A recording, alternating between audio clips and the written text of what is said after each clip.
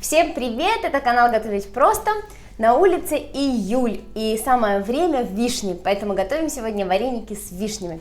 У меня есть особенный рецепт теста для таких вареников. Оставайтесь вместе со мной и будем готовить вместе.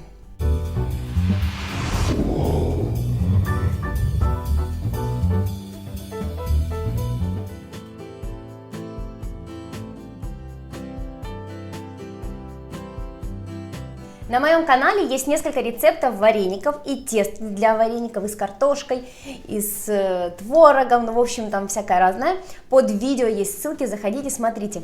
И вы можете экспериментировать и миксовать, брать тесто с одних вареников, начинку с других, и тоже получится очень вкусно. Берем муку. Муку нужно обязательно посолить. Значит, это тесто для вареников, оно более такое эластичное и плотное. Чтобы оно было более эластичное, в муку нам нужно добавить соль. У меня есть рецепт, где мы солим именно воду, там тесто получается более мягкое, а здесь оно должно быть более такое эластичное, да, поэтому добавляем соль именно в муку. Все это дело перемешиваем и берем воду. Значит, вода обязательно должна быть комнатной температуры. Не берите ледяную воду или холодную воду, этого делать не нужно, вода должна быть комнатная. В общем, у меня вот дома стоит кулер с водой, и я вот взяла воды. Теперь берем яйцо, сюда выбиваем одно яйцо. Хорошо размешиваем яйцо в воде, чтобы вот желточек растворился. Все перемешали, и теперь начинаем добавлять водичку в муку. В муке делаем луночку. Значит, если у вас есть вот такие кухонные комбайны, как у меня, вы можете делать в них. Но я буду показывать сегодня в мисочке, потому что иногда вы мне пишете: Оля, почему ты все время все делаешь в этом комбайне, как делать нам дома? Ну, в общем, делаю в мисочке, чтобы вы видели, как я это делала раньше. Отправляем сюда немного воды. Значит, не сразу всю. И начинаем замешивать тесто. Вот так, смотрите.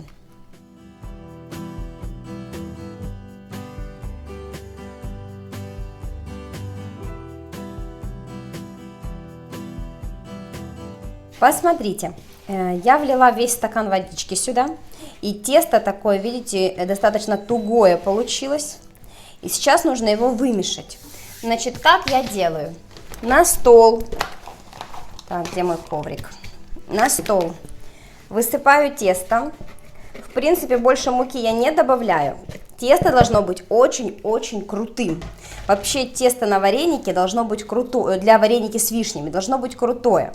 Кто-то делает такое тесто для любых вареников, но я предпочитаю такое тесто только для вареников с вишней, потому что эта ягода достаточно не всегда удобно ее делать, чтобы они не расползлись при варке.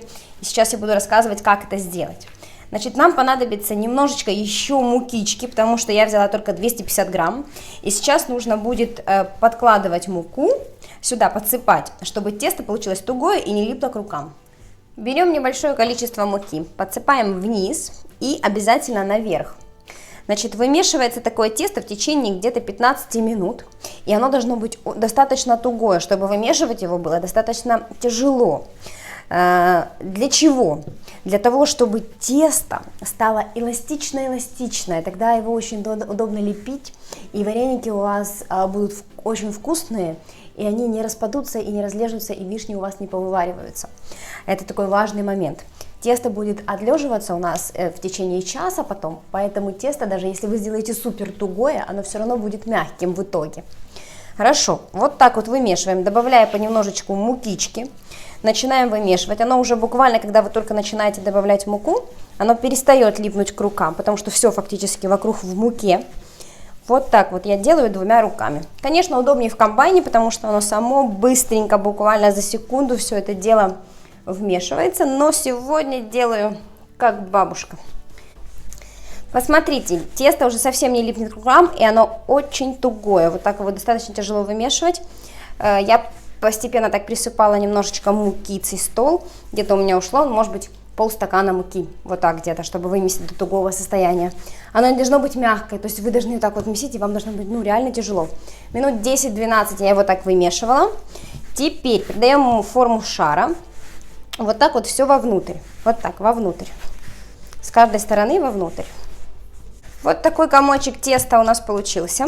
Значит, смотрите, делайте именно на 150 миллилитров, на 110 миллилитров воды, как я дала. Иначе тесто получится больше, и вымешивать его будет тяжело. Поэтому я делаю именно вот так. Ну, может, потому что у меня такие маленькие ручки, и когда вот такой кусок теста, то мне так тяжело его вымешивать. Поэтому я делаю вот так. Если мне надо больше вареников, то я делаю 2 маленьких кусочка теста. Мне так удобнее. Ну, или пусть муж вам вымесит. Теперь берем пищевую пленку или пакет. И нужно запечатать тесто в пленку или в пакетик.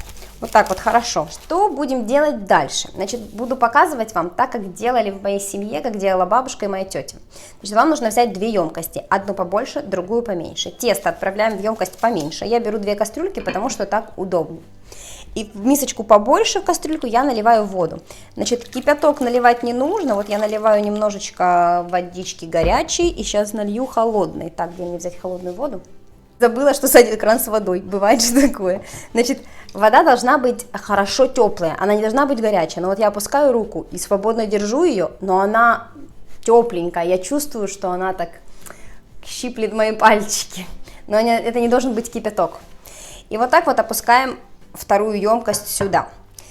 Это все дело отставляем на соседний стол. Бабушка обычно относила это все в кладовку. У нас такая кладовка была, она была не холодная, такая, ну, обычная комната. Называли ее кладовая.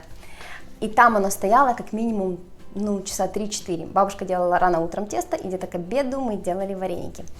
Но всегда они говорили, что меньше часа оно не должно лежать чем меньше, чем час. То есть, если вам нужно очень быстро делать варенье, то нет смысла его отставлять, и нет смысла даже делать такое тесто, если вам нужно слепить и сразу делать. У меня есть на канале рецепты, которые очень мягкие, вкусные, и ты делаешь тесто и сразу делаешь вареньки. Но именно этот вариант теста должен полежать минимум час. Почему?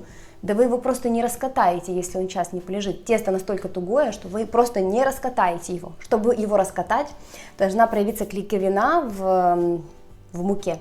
И для этого должен пройти целый час, как минимум, а лучше больше. И тогда оно будет такое эластичное, мягкое, и можно будет его раскатать просто до тонюсенького состояния. Ну, в общем, пока тесто будет отстаиваться, то мы займемся вишней. Когда будете покупать вишню, покупайте не кислую вишню. Я беру вот такую обычную, знаете, темненькую, вкусную, и беру... Понятно, что это вишня, и она не будет супер сладкая, но есть более сладкая вишня, есть менее сладкая. Если возьмете кислую, ни один сахар вам не поможет. Теперь отставляем в сторону и берем, я беру вот такую шпильку. Это моя такая дежурная шпилька, у меня их много маленьких. Я когда-то купила целую упаковку. И ей вынимаю косточки. Значит, как я это делаю? Там, где был хвостик, там, где рос хвостик, заводим туда шпильку. И вот так вот вынимаем косточку. Остается целая вишенка. Ее складываем вот в такой типа друшляк. Для чего? Если оно будет пускать сок, то сок будет скапливаться не в вишне, вишня не будет лежать в соку, а он будет капать, стекать туда. Это в том случае, если у вас очень много вишни.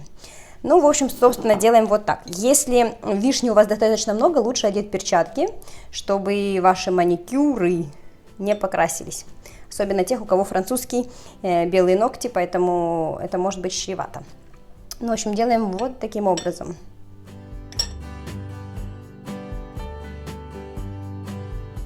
Вот сколько вишни я почистила. Посмотрите, начал стекать сок. Видите, понемножку, но за целый час тут хорошо накапает. Поэтому пусть стоит, капает, тесто стоит, а я помою посуду. Прошло чуть больше, чем 1,5 часа.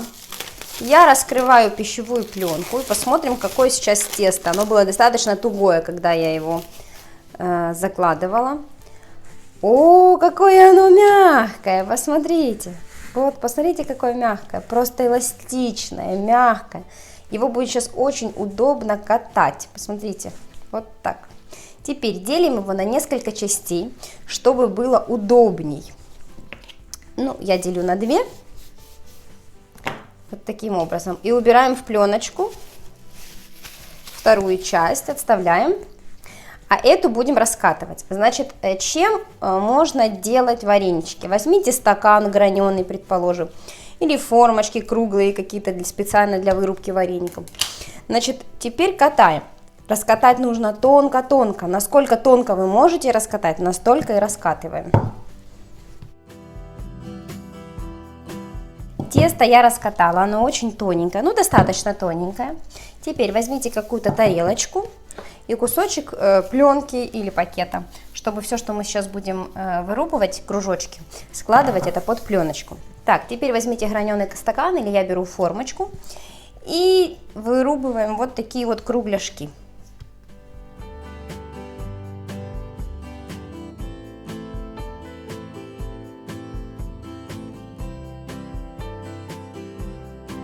Значит, я всегда делаю так, всегда делаю на вот таком силиконовом коврике, поддеваю немножечко ножом, видите, они очень хорошо отходят.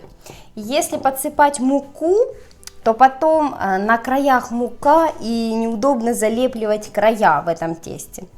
Но можно и посыпать муку, но как по мне вот так нравится больше, они чистенькие тогда получаются, видите? Вот таким образом. Лучше всего, конечно, на силиконовом коврике. Если коврика нет силиконового, тогда делайте на муке, потому что со стола вы не сошкребете. Теперь берем вишню. Посмотрите, сколько сока с нее стекло. Видите? Значит, кружочки под пленочкой или под пакетиком берем по одному. И берем липкой стороной, той, которую мы раскатывали. Вот оно лежало вот так, мы его подняли вот сюда.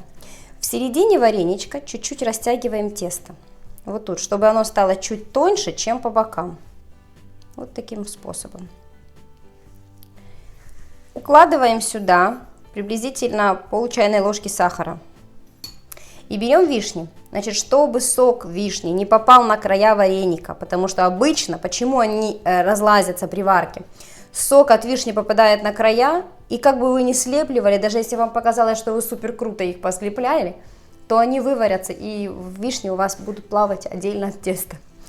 Берем вишенку, и вот там, где у нас была косточка, где мы вынимали косточку, кладем на сахар. И сахар будет впитывать всю влагу. Вот смотрите, вот так.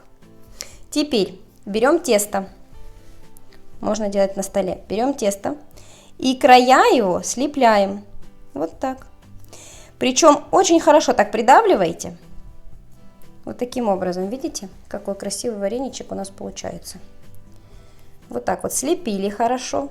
Убедитесь, что края у вас хорошо запечатаны.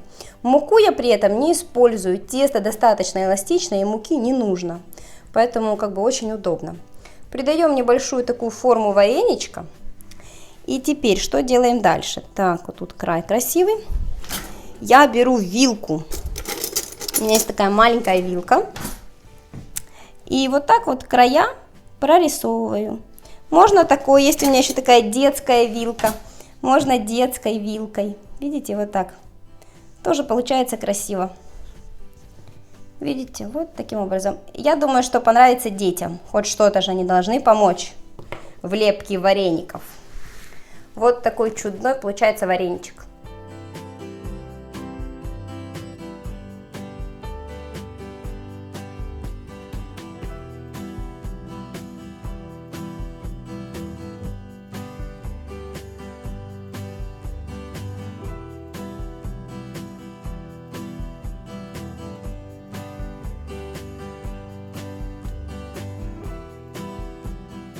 Вот сколько вареников получилось, очень они красивые. У меня получилось 35 штук сегодня. Ну, приблизительно 30 штучек у вас точно получится. Кастрюльку поставила на огонь, вода закипела. Обязательно воду нужно посолить, где-то чайная, 1,5 чайные ложки. И в кипящую воду, немножечко увеличу огонь, отправляем сюда вареники. Значит, отправляем вареники по одному. И после того, как все вареники отправите, их нужно будет помешать. Помешали. Как только бросили вареники, вода сразу перестала кипеть. Теперь мы будем ждать, чтобы вода закипела. Значит, водичка только закипела. Сейчас у меня здесь маленькая кастрюлька и много вареников. Поэтому я сейчас подожду пару минут и покажу, какие они готовы. Я по виду теста определяю обычно. Ну и в принципе из-за того, что здесь их очень много, то они все один на одном и как будто все вверху всплывшие. Вареники уже приготовились. Значит, смотрите, как понять, что они готовы. Во-первых, посмотрите на тесто. Давайте переложу вот так вот в большой друшлячок. Посмотрите на тесто. Оно к краям стало мягкое, видите? Вот тут вот к этим краям оно посветлело, явно посветлело и стало мягкое. Видно, что оно не твердое. И немножечко стали виднеться вишни, как они лежали. Это значит, что вареник готов. После закипания у меня прошло 3 минутки. Можете прокипятить 4 минутки. И можно вынимать. Выкладываем каждый вареничек на бумажное полотенце. Для того, чтобы они стекли И они должны, знаете, стать не блестящими, вот как сейчас еще после водички, а такими матовенькими. Обсохшие вареники выкладываем на тарелку. Берем растопленное сливочное масло и покрываем каждый вареник, вот такой вот силиконовой кисточкой я это делаю, сливочным маслом.